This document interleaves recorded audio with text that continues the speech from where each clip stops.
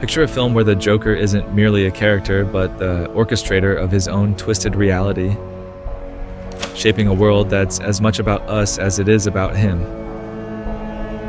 Folie Deux plunges into Arthur Fleck's fractured psyche, blurring the boundaries between madness and self-awareness.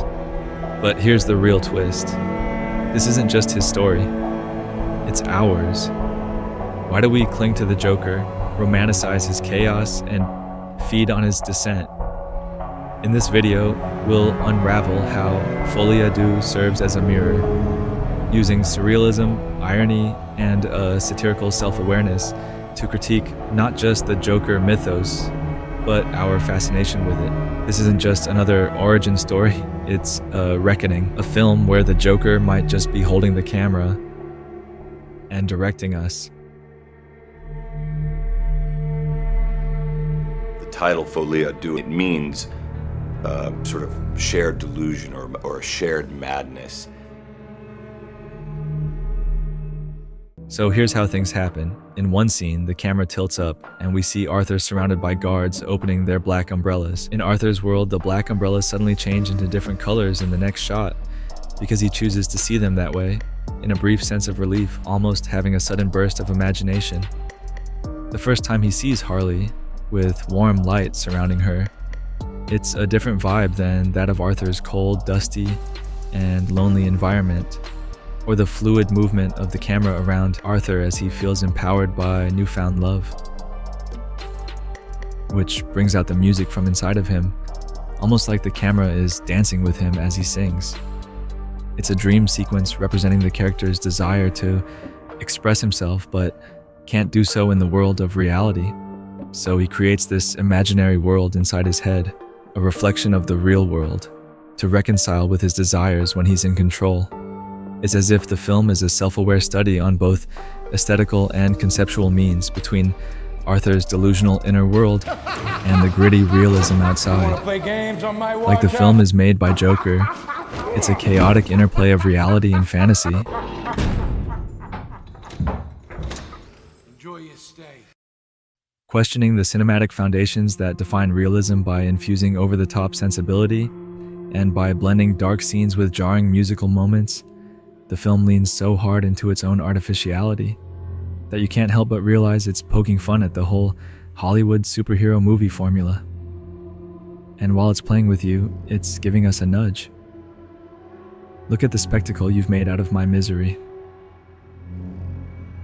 Reflecting a blend of the comic and the tragic, these tonal shifts serve not as mere entertainment, but as a critique of Hollywood conventions and genre expectations, prompting viewers to question their own complicity in the spectacle and the cultural consumption of Joker. At first, a musical Joker sequel sounds ridiculous, but is it really? Every time Arthur bursts into these over-the-top, show-stopping theatricals, it's him just checking out of reality. He's escaping, delving into these surreal, fantasy-like performances because he can't face what he's become. It's kind of like scrolling through endless reels when you're stressed. He's hiding in the noise, the lights, the spectacle. The musical scenes serve as Arthur's hyper-stylized version of reality, where his mind can twist agony into spectacle. Those musical moments are like a wake-up call that says, hey, remember, this is just a show. It's half irony, half sincerity, and it almost mocks our obsession with Arthur's pain, pushing us to think, are we spectators here? Or are we a part of this messed up parade too?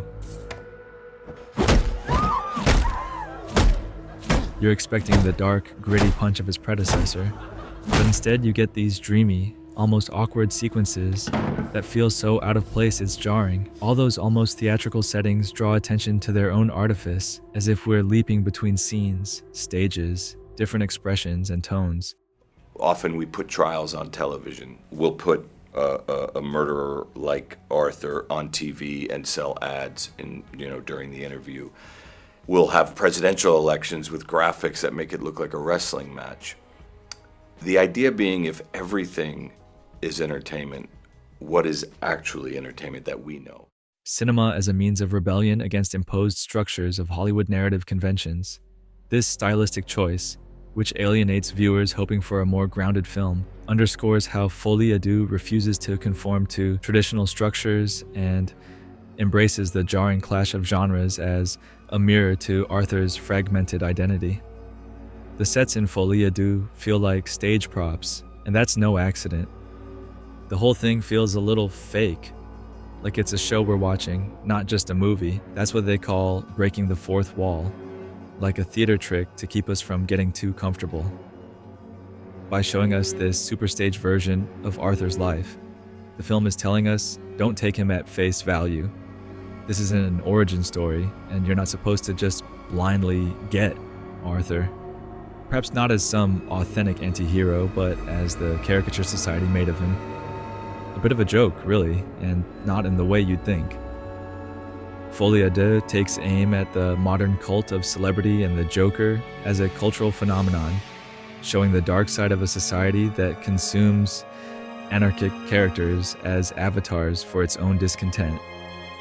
This becomes a pointed critique of both the first film's fans and the broader spectacle society that glorifies figures like the Joker without understanding the emptiness of such rebellion. It's like saying, look at how you idolize chaos and violence, but don't get what that says about you. A world that celebrates such figures but discards them once they fail to entertain. It's a dig at Joker fans who see him as a hero instead of as a warning of what happens when society fails people. And here's the kicker. There's no violent climax, no catharsis. It doesn't give Joker fans that let's go chaos energy. It holds up the culture that's turned the Joker into some twisted role model and says, this is what you're buying into. This is what happens when you turn pain into entertainment. And Harley? She's there, but then again, is she really there? Half the time, it feels like she might just be a figment of Arthur's imagination. Maybe she's just another fan, another echo chamber of the Joker's own myth. You hear me? Someone blow up the courthouse. Where you go? If she's real, she's probably the only one who gets him. I escaped. But if she's just in his head, then she's the ultimate representation All we had was the fantasy, and then you gave up. of what Arthur wants the world to see him as, a misunderstood, almost romantic anti-hero. Her character becomes a poignant reflection of the duality of love In the shadow of your dog. and madness.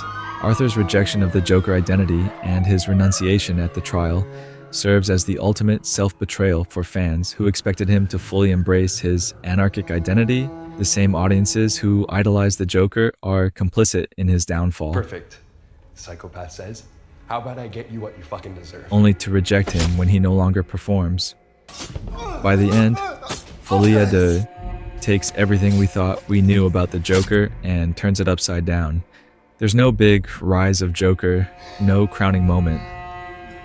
Arthur resolves the Joker, and ironically, this ticks off the very fans who want to see him go all in as the dark anti-hero.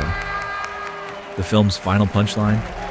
It's like society itself stepping into the Joker's shoes, killing off Arthur only for someone else to step in and continue the chaos. Who is the true Joker, though? Perhaps it's less about an individual identity than a societal shadow, a reflection of our collective madness.